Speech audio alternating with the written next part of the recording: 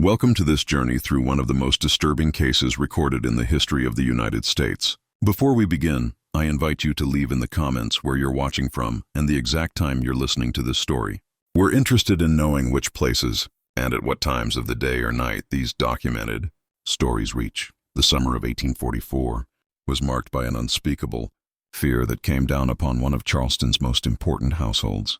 The events I'm about to share have been put together from courthouse records, church registries, personal letters, newspaper clippings, and spoken testimonies that survived long enough to be recorded by university researchers in the 1960s. What makes this account particularly disturbing is not the violence or the bloodshed, though there was certainly enough of that, but rather the careful patience with which revenge was carried out. The Rutledge family estate stood 3 miles north of Charleston proper, nestled among the sprawling oak trees draped with Spanish moss that seemed to whisper secrets when the coastal winds swept through. The main house, with its tall columns and matching wings, overlooked the Cooper River, where merchant ships would pass on their way to the busy harbor. It was in this house that Sarah Elizabeth Rutledge, wife of well-known attorney William Harrison Rutledge, began to experience the first symptoms of what would later be described as a wasting illness of mysterious origin. But to understand what truly happened during those humid summer months, we must first step back and examine the household as it existed before death began its quiet harvest. The Rutledge plantation, passed down through 4 generations, had gathered considerable wealth through rice growing and the labor of more than 70 enslaved individuals. William Harrison Rutledge had inherited the estate from his father at the age of 25 and had expanded both the property and its operations through smart business dealings and his connections within Charleston's elite society. Sarah Elizabeth Rutledge, born Sarah Elizabeth Baker, came from an equally well-known Charleston family. Their marriage in 1835 had been celebrated with one of the most lavish weddings the city had seen that decade, uniting 2 of the oldest families in the area. The union had produced 3 children: Thomas, age 8, Catherine, age 6, and infant James, born in January of 1844. To all outward appearances, the Rutledges embodied the peak of antebellum Southern prosperity. The household staff consisted primarily of enslaved domestics who maintained the perfect appearance of both the home and its inhabitants. Among them was Mary, a house servant who had been with the family since William's childhood; Richard, the stablemaster whose skill with horses was famous throughout the county; Hannah, the children's nurse; and Martha, a young woman who had been purchased from a neighboring plantation 2 years prior to serve as Sarah's personal attendant. But it was Rebecca who held the most unusual position within the household hierarchy. Rebecca, who had been born into slavery on the Rutledge plantation approximately 40 years earlier, served as the family's midwife. The daughter of an enslaved woman from the Gula region who had knowledge of herbs and healing, Rebecca had assisted in the births of countless children, both on the plantation and occasionally in the homes of other wealthy families in the area. Her skills were so valued that William's father had permitted her to keep a small garden behind the kitchen house where she grew various medicinal plants. What was not widely known, however, was that Rebecca had also delivered William himself some 35 years earlier, had been present at the birth of each of his siblings, and had brought all 3 of his own children into the world. In a society rigidly divided by race, Rebecca occupied that rare position of being both essential and invisible. She moved through the household with quiet efficiency, her presence so familiar that the Rutledges hardly registered it at all. The events that would ultimately shatter this household began innocently enough in March of 1844, approximately 2 months after the birth of James, the Rutledges' youngest child. Sarah began to complain of tiredness, headaches, and occasional stomach discomfort. Initially dismissed as the natural consequences of childbirth, her symptoms gradually worsened as spring progressed. By early May, she had developed a strange paleness and had lost a noticeable amount of weight. Dr. Edward Thompson, the family physician who had attended the Rutledges for years, prescribed a tonic of iron and quinine, suspecting a case of malaria, which was not uncommon in the low-lying areas surrounding Charleston. The tonic provided no relief. If anything, Sarah's condition got worse more rapidly after she began taking it. Her once strong appetite disappeared until she could barely manage a few spoonfuls of broth at each meal. Her strength faded so dramatically that by June she could no longer leave her bedchamber without assistance. The vibrant young woman who had previously managed the household with precision and grace became a ghost of herself, confined to a sickbed with the curtains drawn against the harsh summer light. Dr. Thompson visited with increasing frequency. As the weeks passed, he applied leeches to draw out what he believed might be bad blood causing her illness. He gave various preparations of mercury, arsenic, and bismuth, standard treatments of the era. Nothing helped Sarah's suffering. In fact, each new treatment seemed to speed up her decline. By early July, the entire household revolved around the sick room, with servants constantly rushing in and out with fresh linens, water, and whatever small amount of nourishment Sarah could tolerate. Throughout this ordeal, Rebecca remained in the background, occasionally preparing herbal teas that were said to settle the stomach or reduce fever. She moved silently through the house, observing everything while appearing to observe nothing at all. If anyone had been paying closer attention, they might have noticed that Rebecca always seemed to be present when Dr. Thompson discussed Sarah's condition with William, or when the kitchen staff prepared the invalid's meals. But in a household accustomed to treating enslaved individuals as furniture, present but unseen, no one remarked on Rebecca's quiet watchfulness. On the morning of July 23, 1844, Sarah Elizabeth Rutledge died in her bed at the age of 29. The official cause of death was recorded as wasting illness of unknown origin, a frustratingly vague diagnosis that provided little closure for her grieving husband and motherless children. The funeral, held 2 days later at St. Michael's Episcopal Church in Charleston, was attended by nearly every prominent family in the city. Sarah was buried in the Rutledge family plot at Magnolia Cemetery, her grave marked by an angel in white marble imported from Italy. Life in the Rutledge household attempted to return to some semblance of normalcy following the funeral. William threw himself into his legal practice with renewed energy, often not returning home until well after the children had been put to bed. Thomas and Catherine were primarily cared for by Hannah, their nurse, while baby James became the responsibility of Martha, who had previously served as Sarah's personal attendant. The house settled into the peculiar quiet that follows in the wake of tragedy, a silence that seems to have weight and substance. It was approximately 3 weeks after Sarah's funeral that William himself began to show symptoms similar to those that had afflicted his wife. The headaches came first, followed by bouts of nausea and gradually increasing weakness. Initially, he attributed these symptoms to grief and overwork. But as August progressed and his condition worsened, Dr. Thompson was once again summoned to the Rutledge estate. The doctor's concern was clear from the moment he examined William. The similarity to Sarah's illness was too striking to ignore. Once again, various treatments were prescribed, tonics, purgatives, bloodletting, and once again they provided no relief. By early September, William was confined to the same bed in which his wife had died just weeks earlier. His skin had taken on a yellowish color, and he suffered from violent stomach cramps that left him drenched in sweat and barely conscious. Throughout the household, whispers of a possible contagion began to circulate. Dr. Thompson, however, remained skeptical of this explanation. Contagious illnesses typically spread more rapidly and widely throughout a household. Yet none of the children nor any of the house servants had shown similar symptoms. Something else was at work here, something more targeted and sinister. It was Martha, the young woman who had previously attended Sarah, who first voiced the suspicion that would eventually unravel everything. One evening in mid-September, as William's condition continued to worsen, she approached Richard, the stable master, with a troubling observation. "I've seen Rebecca adding something to the master's tea," she whispered, glancing nervously over her shoulder to ensure they were not overheard. "A powder that she keeps in a small cloth pouch tied at her waist. She does it when she thinks no one is watching." Richard initially dismissed Martha's concerns. Rebecca had been with the Rutledge family for decades. Her loyalty was beyond question. Besides, she was a healer, not a poisoner. It was natural that she would prepare medicinal teas for a sick member of the household. But Martha was insistent. "It's the same tea she used to make for Mistress Sarah," she continued. "And I've seen her collecting leaves and roots from places beyond her garden, plants I've never seen her grow before." Reluctantly, Richard agreed to watch Rebecca more closely, though he did so mainly to appease Martha rather than out of any genuine suspicion. 3 days of observation, however, confirmed Martha's account. Rebecca was indeed adding an unknown substance to William's tea, a grayish powder that she carefully measured from a pouch kept hidden beneath her apron.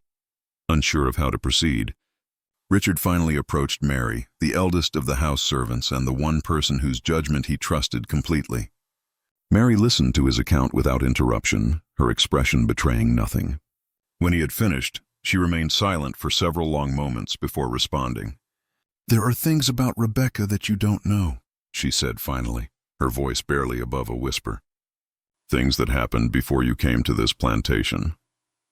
What Mary revealed that night would later be recorded in a deposition given to Charleston authorities, though the document itself would be sealed by court order until 1869.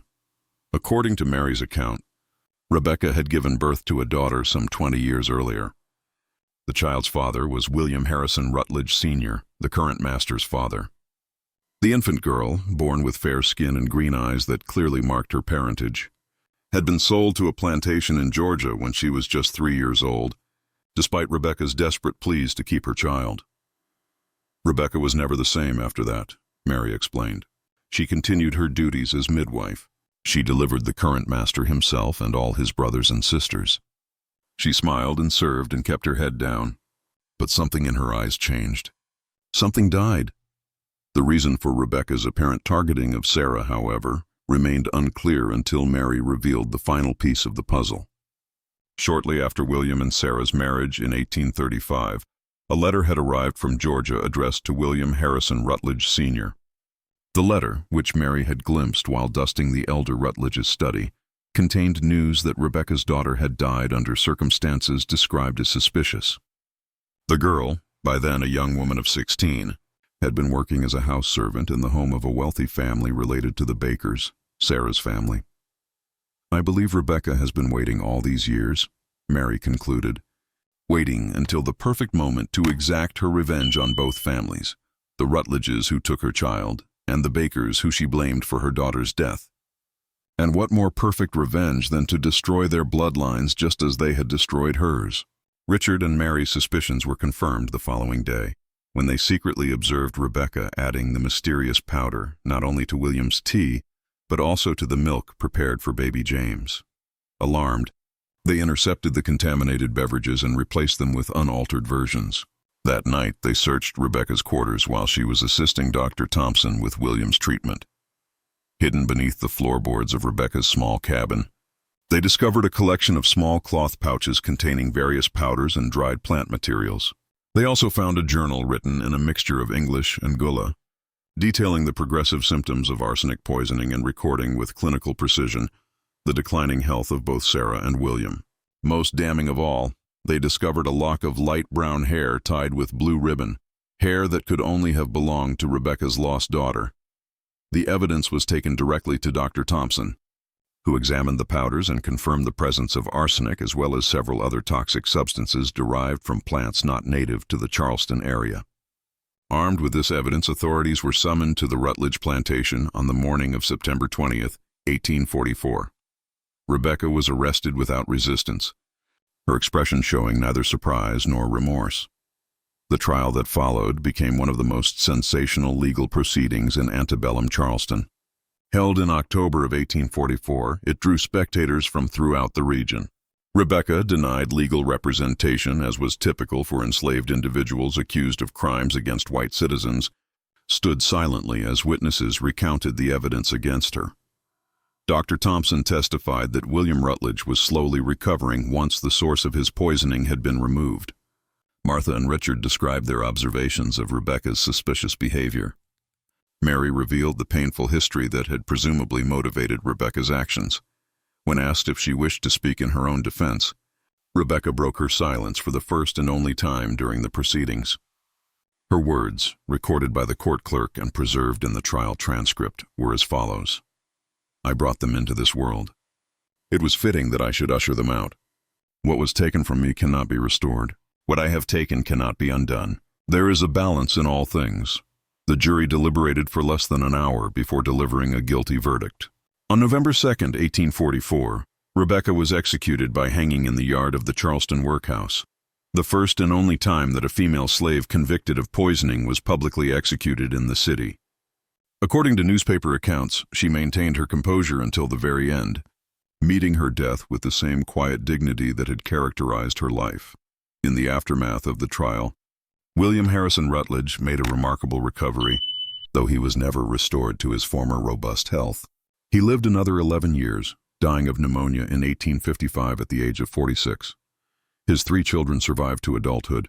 Thomas eventually inherited the plantation but sold it in 1871 to move to Baltimore. Catherine married a northern businessman and relocated to Philadelphia after the Civil War.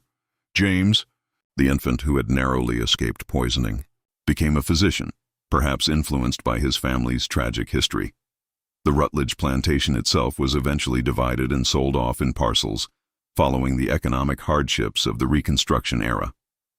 The main house survived until 1894, when it was destroyed in a fire of unknown origin. Archaeological excavations conducted at the site in 1965 uncovered the foundations of the house as well as several smaller structures, including what was believed to be Rebecca's cabin.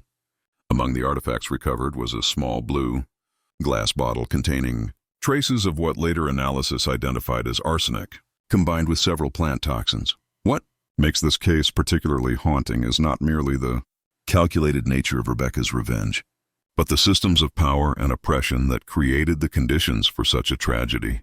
Rebecca, separated from her child and denied any legal recourse for the injustices inflicted upon her, found her power in the only realm available to her, the knowledge of herbs and medicines. Passed down through generations of women, the Rutledge poisoning case faded from public memory as the Civil War and its aftermath transformed the social and economic landscape of the South. It resurfaced briefly in 1962 when historian Margaret Johnston discovered the sealed court records while researching a book on antebellum Charleston.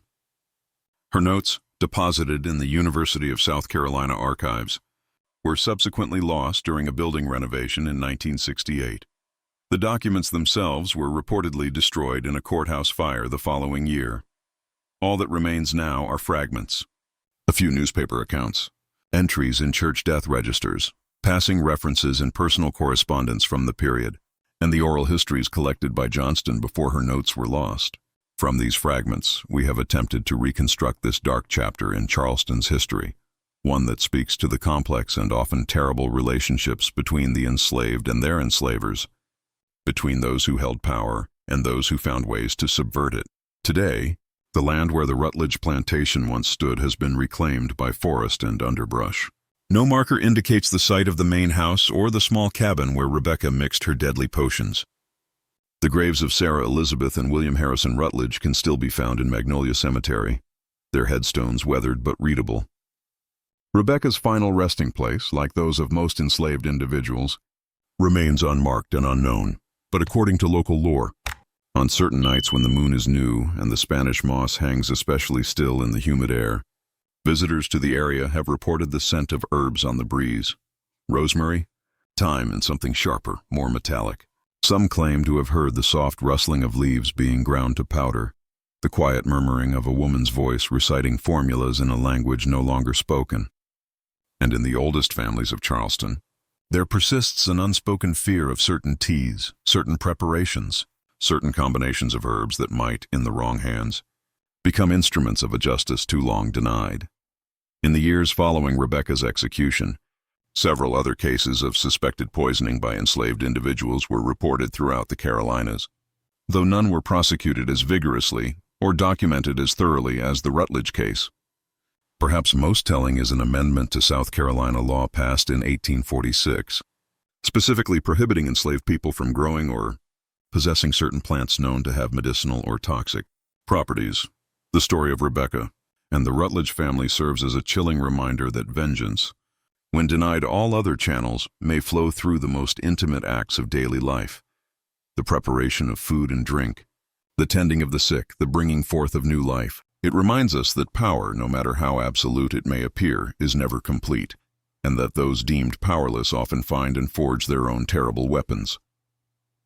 As for Martha, the woman whose observations led to Rebecca's arrest, records indicate that she was sold to a plantation in Alabama in 1845, her fate after that point unknown. Richard remained at the Rutledge plantation until emancipation, after which he established a small livery stable in Charleston. Mary lived to see freedom as well, dying in 1872 at the estimated age of 85. In her final years, she reportedly refused to speak of Rebecca or the events of 1844, turning away whenever the subject was raised. Perhaps the most haunting aspect of this story is the question it leaves us with. In a system built on fundamental injustice, where can true justice ever be found? Rebecca's actions, while horrifying, emerged from a lifetime of suffering that few of us today can fully comprehend. The legal execution that ended her life represented the enforcement of laws designed to protect the very system that had destroyed her family. There are no heroes in this story, only victims of varying degrees, caught in the grinding machinery of an institution that corrupted everything it touched. The poisoned bloodline of the Rutledges and Bakers did not end with William's recovery. According to correspondence found in the 1880s, descendants of both families continued to suffer from mysterious ailments, often showing symptoms similar to those experienced by Sarah and William. Medical knowledge of the time was insufficient to determine whether these later cases represented the ongoing effects of earlier poisoning, a genetic susceptibility to certain diseases, or perhaps the power of suggestion at work in families haunted by their own history. What we do know is that by 1900, both the Rutledge and Baker family lines had dwindled significantly, with many branches ending in childlessness or early death. Whether this represents the final fulfillment of Rebecca's curse, or simply the natural entropy of family lineages over time, is impossible to determine. But in the whispered stories passed down through generations of Charleston's oldest families, the name Rebecca still carries a weight of dread, a cautionary tale of vengeance that reaches beyond death itself to claim its due. The land where the Rutledge plantation once stood remains strangely resistant to development. Multiple attempts throughout the 20th century to build on the property were abandoned after encountering unexplained difficulties, equipment failures, worker illnesses, financial setbacks. Local superstition holds that the ground itself has been tainted, poisoned not by arsenic or herbs, but by the weight of history and unresolved injustice. In 1969, during the last archaeological survey of the site before it was reclaimed by wilderness, researchers discovered something unexpected beneath the remains of Rebecca's cabin, a small bundle wrapped in faded blue cloth and containing the skeletal remains of an infant. Forensic analysis suggested the child had died at or shortly after birth. No record exists of Rebecca having a second child, and the age of the remains indicated burial sometime around 1824 or 1825, years before the events that would later unfold. Was this another loss that fueled Rebecca's decades-long quest for vengeance? Another child taken from her, this time by natural causes rather than human cruelty? The records are silent on this point, and the remains themselves were reinterred, without ceremony at the insistence of local community leaders. And so the story of the enslaved midwife who poisoned her mistress's bloodline enters the realm of history and folklore, a dark thread in the complex tapestry of America's past. It reminds us that beneath the romantic vision of the antebellum, South portrayed in books and films, lies a reality far more complex and disturbing, a reality in which power and resistance, love and hate, life and death, were intimately intertwined in ways that continue to haunt us to this day. If you find yourself in Charleston, walking the historic streets or visiting the old cemeteries where generations of the city's elite lie buried in ornate tombs, listen carefully to the stories told by tour guides and local historians. You may hear sanitized versions of Rebecca's story, often presented as a cautionary tale about the dangers faced by the plantation aristocracy. What you are less likely to hear is the fuller truth, that Rebecca's actions, however terrible, represented one woman's desperate attempt to balance scales that the society of her time had deliberately weighted against her. In the end, perhaps, the most fitting memorial to Rebecca and her victims is not a monument or a marker, but the uneasy silence that still surrounds certain aspects of our shared past. A silence that, when broken, reveals stories we are still struggling to fully hear and understand.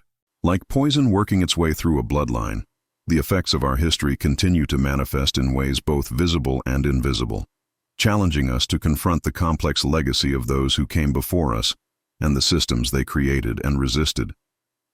As the sun sets over the marshes and rivers surrounding Charleston, as the ancient oak trees cast their lengthening shadows across landscapes, both changed and unchanged by time, The story of Rebecca and the Rutledges whispers to us still, a reminder that beneath the surface of even the most ordered society lie currents of rage and resistance, love and loss, that may emerge when we least expect them, altering forever the course of individual lives and collective histories. The final records concerning the Rutledge case were reportedly sealed in the state archives in Columbia, South Carolina, in 1971, deemed too sensitive or potentially inflammatory for public access. Whether they still exist or have been lost to time, like so many other documents from this period, remains unknown. But in the absence of official histories, the story continues to be passed down through generations, changing subtly with each telling yet retaining its essential truth, that in a world where justice is denied, vengeance may become a terrible substitute, exacting costs that echo across decades and centuries. And so we leave Rebecca and the Rutledges to their uneasy rest, their story neither fully told nor completely forgotten, a shadow narrative that runs beneath the more comfortable histories we prefer to recall, reminding us of debts unpaid and accounts still being balanced in the ledger books of time. In 2004, during renovations to an old building in downtown Charleston that had once housed the offices of the law firm where William Harrison Rutledge had worked, construction workers discovered a hidden compartment within a wall. Inside was a small wooden box containing what appeared to be personal effects: a tarnished silver locket, a folded piece of yellowed paper, and a small vial of dark liquid. The building's owner, recognizing the potential historical significance of the find, donated the items to the Charleston Museum. Analysis of the contents revealed something extraordinary. The locket contained a lock of hair, 2 strands intertwined, one dark, one light brown. DNA testing, though limited due to the age of the samples, suggested a close familial relationship. The folded paper, carefully preserved, was a bill of sale for a mulatto female child, aged 3 years, sound in body and mind. The child's name was listed as Sarah. The buyer was a representative of the Baker family of Georgia, relatives of the woman who would later become Sarah Elizabeth Rutledge. The seller was identified as William Harrison Rutledge Sr. The vial, when analyzed by forensic chemists, was found to contain traces of what appeared to be a complex mixture of arsenic, belladonna, and several plant compounds known to cause symptoms similar to those experienced by Sarah Elizabeth and William Rutledge in 1844. Residue analysis suggested the mixture was at least 150 years old.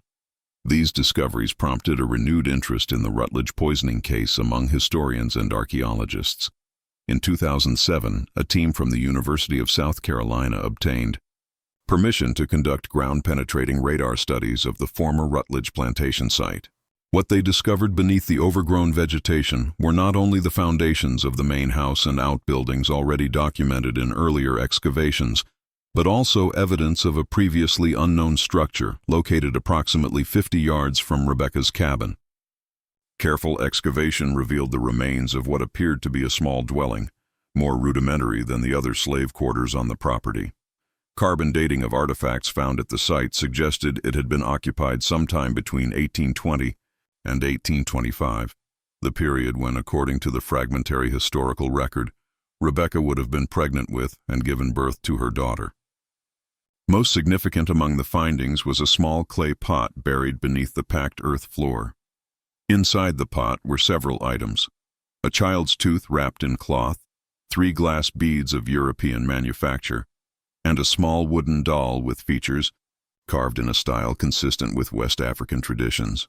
Anthropologists familiar with Gullah Geechee cultural practices identified these items as consistent with protective charms often created for children. These discoveries provided a more nuanced understanding of Rebecca's life before the events that would lead to her execution. They suggested that she had indeed given birth to a child fathered by William Harrison Rutledge Sr., that she had attempted to protect this child through both practical and spiritual means, and that despite these efforts, the child had been sold to relatives of the Baker family at the age of 3. Further research and previously unexplored archives brought to light a series of letters exchanged between members of the Baker family in Georgia and their relatives in Charleston during the years 1840 to 1843.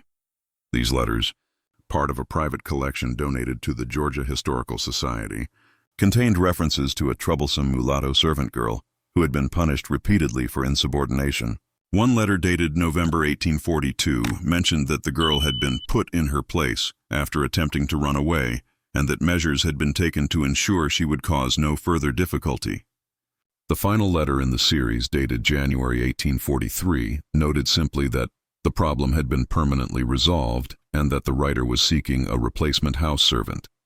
No further mention of the girl appeared in subsequent correspondence. This timing aligns precisely with Mary's testimony that news of Rebecca's daughter's death under suspicious circumstances had reached Charleston shortly before William and Sarah's wedding in 1835. These discoveries paint a more complete picture of the events that may have motivated Rebecca's actions. Her daughter, taken from her at a young age and sold to relatives of the woman who would later marry into the Rutledge family, had apparently died under circumstances that suggested mistreatment or violence. Rebecca, powerless to protect her child or seek justice through any official channels, had waited patiently for years, cultivating her knowledge of herbs and poisons, positioning herself as the trusted midwife who would deliver the children of the very families responsible for her loss. The calculated nature of her revenge becomes even more apparent when we consider that she waited until after Sarah had given birth to her third child before beginning the poisoning. Rebecca ensured that the bloodlines would continue just enough to create the maximum suffering. Parents would live to see their children grow, form attachments, and then watch them suffer and die. It was not merely death she sought to inflict, but the same prolonged anguish she herself had endured. In 2011, an unexpected source provided further insight into the case. A descendant of Mary, the house servant whose testimony had been crucial in Rebecca's conviction, came forward with a family document that had been preserved through generations. The document, written in 1872, shortly before Mary's death, contained her full account of the events of 1844, including details that had not been part of her official testimony. According to this account, Mary had been aware of Rebecca's actions for some time before she revealed them to authorities. She had observed Rebecca collecting plants from the marshes and forests surrounding the plantation, had noticed the careful way she prepared certain teas and tonics, and had recognized the gradual decline in Sarah's health as something other than natural illness. Yet she had remained silent, caught in the impossible position of divided loyalties. To the Rutledge family who owned her, to Rebecca who had been her friend and confidant for decades, and to her own conscience, what finally prompted Mary to act, according to her written account, was not concern for William's life, but fear for the children, particularly the infant James. "I could not stand by and watch a babe suffer for the sins of its father and grandfather," she wrote. Rebecca's vengeance had justice in it, but the children were innocent, and I could not bear their deaths on my conscience. Mary's account also revealed that Rebecca had confided in her about the full extent of her plan, not merely to kill Sarah and William, but to systematically poison every member of both the Rutledge and Baker families within her reach. She had apparently maintained correspondence with other enslaved people in households connected to both families, and had shared her knowledge of poisons with them. Her plan was to erase both bloodlines from the earth, Mary wrote, as they had tried to erase her daughter. Whether Rebecca succeeded in this broader aim is difficult to determine. Historical records do show that in the decades following her execution, both the Rutledge and Baker families experienced unusual rates of unexplained illnesses, infertility, and early deaths. By 1900, as previously noted, both family lines had diminished significantly. Was this the result of Rebecca's poisoning reaching across generations, or simply the consequence of the Civil War, economic changes, and the natural dispersal of family lines over time? The historical record cannot provide a definitive answer.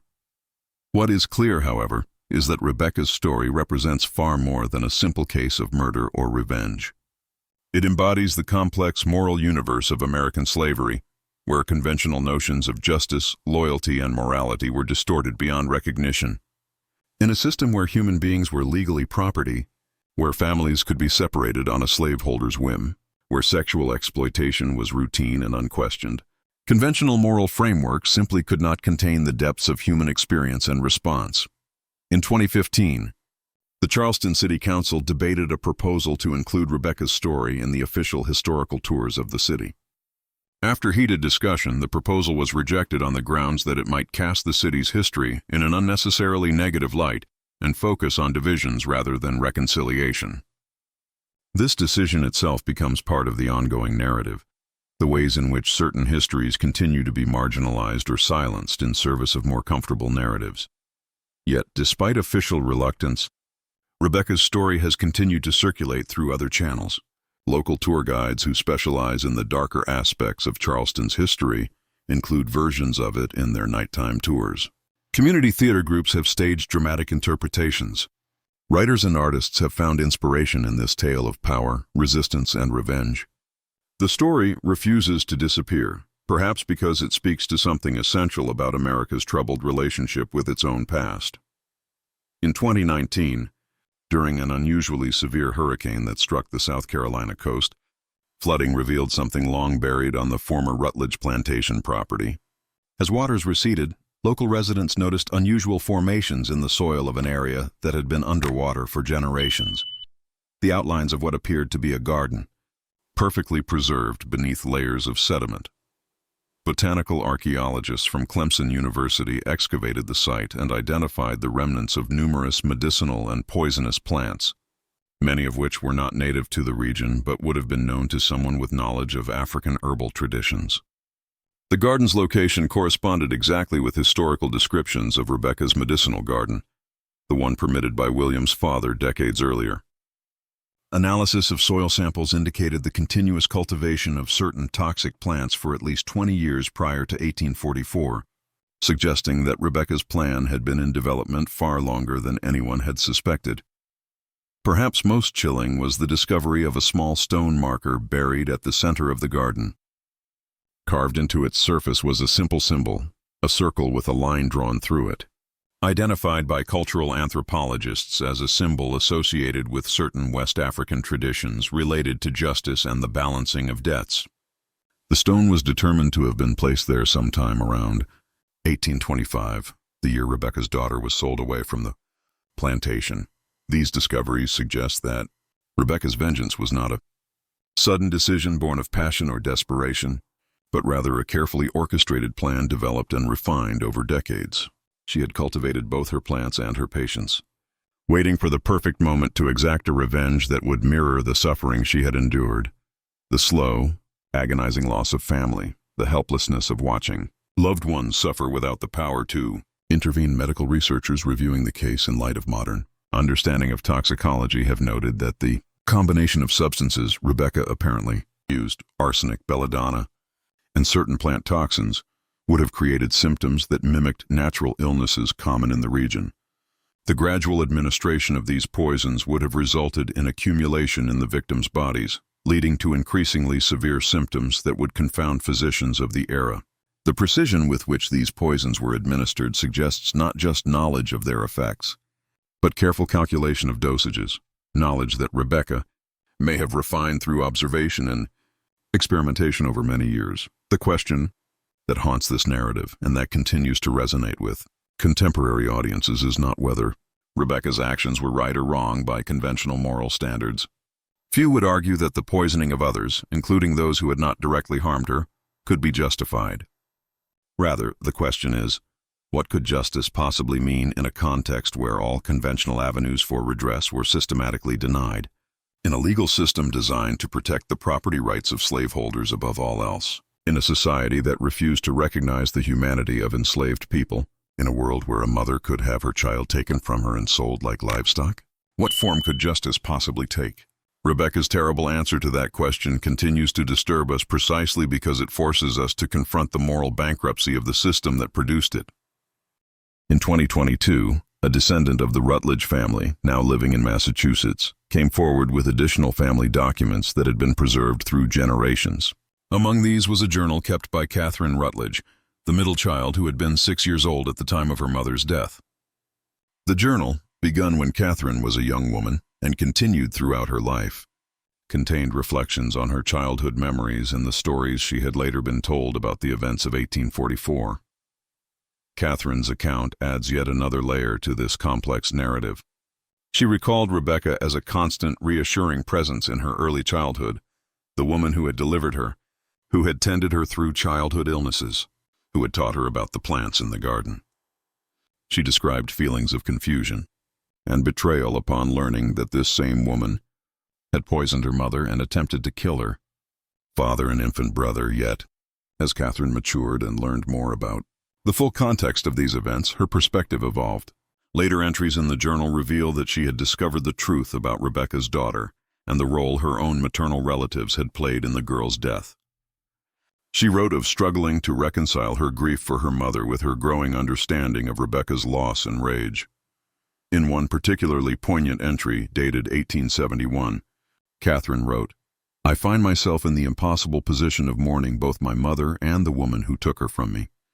For I cannot help but wonder, had our positions been reversed, what I might have done had my own child been torn from my arms and later destroyed by the very people who claimed the right to own her." There is no resolution to this terrible equation, no balancing of these scales. Catherine's journal reveals that her decision to move north after the Civil War was motivated in part by her desire to distance herself from the legacy of slavery and the moral complexities it had created.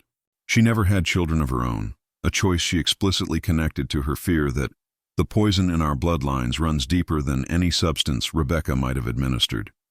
It is the poison of a system that corrupted everything it touched. Thomas Rutledge, the eldest child, took a different path. After selling the plantation in 1871, he maintained correspondence with several former slaves who had worked on the property, including Richard the stablemaster. In letters preserved in the Maryland Historical Society archives, Thomas expressed his belief that his father had known about Rebecca's daughter all along and had chosen to remain silent about his own father's actions. "There was a reckoning that was perhaps long overdue," he wrote in one letter, "though I cannot help but wish it had taken some other form." James Rutledge, the infant who had nearly become Rebecca's third victim, did indeed become a physician, as previously noted. His medical journals, discovered in 2008 in the archives of Johns Hopkins University, where he later worked, reveal a preoccupation with poisons and their antidotes. He specialized in toxicology, publishing several papers on the detection and treatment of arsenic poisoning.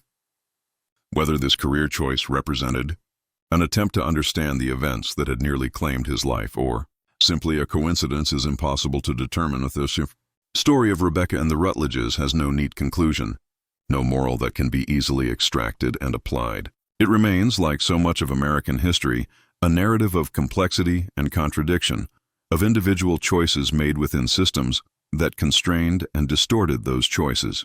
It reminds us that the legacy of slavery cannot be reduced to simple narratives of good and evil, but must be understood as a moral catastrophe that corrupted everything within its reach: those who perpetuated it, those who benefited from it, and those who resisted it. In the marshlands surrounding Charleston, where the ruins of plantations slowly sink into the earth and the ghosts of the past seem to hover just beyond the edge of vision, Rebecca's story continues to resonate. Local folklore maintains that on certain nights, particularly when the moon is dark and the air heavy with approaching rain, a woman can be seen moving silently among the trees, gathering plants and murmuring words in a language few now remember. Some claim to have smelled the distinctive odor of certain herbs boiling even in areas where no human habitation exists for miles. These are just stories. Of course, the ways in which communities process and transmit difficult histories, the means by which the past maintains its hold on the present. But they speak to the power of Rebecca's narrative and its continued relevance to contemporary concerns about justice, power, and the long shadow cast by America's founding sin. The most recent chapter in this ongoing story occurred in 2023, when archaeological work at the site of the former Charleston workhouse, the location of Rebecca's execution, uncovered a mass grave containing the remains of numerous individuals who had died while imprisoned there or who had been executed on the grounds. Forensic analysis identified the partial remains of a woman approximately 50 to 60 years of age, with evidence of arthritis in the hands consistent with years of detailed work, such as midwifery and herbalism. Though positive identification was impossible given the condition of the remains and the passage of time, the location and characteristics aligned with what is known about Rebecca. After consultation with community leaders and historians, these remains, along with all others recovered from the site, were reinterred in a formal ceremony that acknowledged the complex history of the location and the lives that had ended there. The memorial service, attended by descendants of both enslaved people and slaveholders from the region, represented a small step toward the kind of reckoning with history that Rebecca's story demands. As we conclude this account, we are left with questions rather than answers. What does justice look like in the wake of historical atrocities? How do we balance the need to understand the full complexity of the past with the desire for narratives that allow for healing and reconciliation? What debts remain unpaid? What accounts remain unbalanced in the ledger books of history? Rebecca's voice comes down to us only in fragments, filtered through the accounts of those who condemned her and the systems designed to silence her. Yet the power of her story persists, forcing us to confront uncomfortable truths about American history and identity. In her final statement before the court, "I brought them into this world. It was fitting that I should usher them out. What was taken from me cannot be restored. What I have taken cannot be undone." There is a balance in all things. We hear not just the voice of one woman driven to terrible acts by unbearable loss, but an indictment of a society that created the conditions for such tragedy. The poisoned bloodline that forms the center of this narrative extends beyond the biological descendants of the Rutledge and Baker families. It reaches into our present, into the persistent inequalities and unresolved traumas that continue to shape American society. Rebecca's story asks us to consider what poisons might still be working their way through our collective body, what antidotes might yet be discovered, and what might true healing require. As night falls over Charleston, as the ancient oak trees cast their shadows across landscapes both changed and unchanged by time, Rebecca's presence lingers, not as a simple villain or victim, but as a complex human being caught in and responding to inhuman circumstances. Her story whispers to us still, demanding to be heard in its full complexity, refusing the comfort of easy judgment or convenient forgetting. In the end, perhaps the most fitting memorial to Rebecca, and all those caught in the web of tragedy surrounding her, is not a monument or a marker, but the ongoing work of confronting our shared past with courage and honesty. For only by acknowledging the full weight of history, its complexities, its contradictions, its unresolved debts, can we begin to imagine a future where the poisoned bloodlines of our national origins might finally be healed,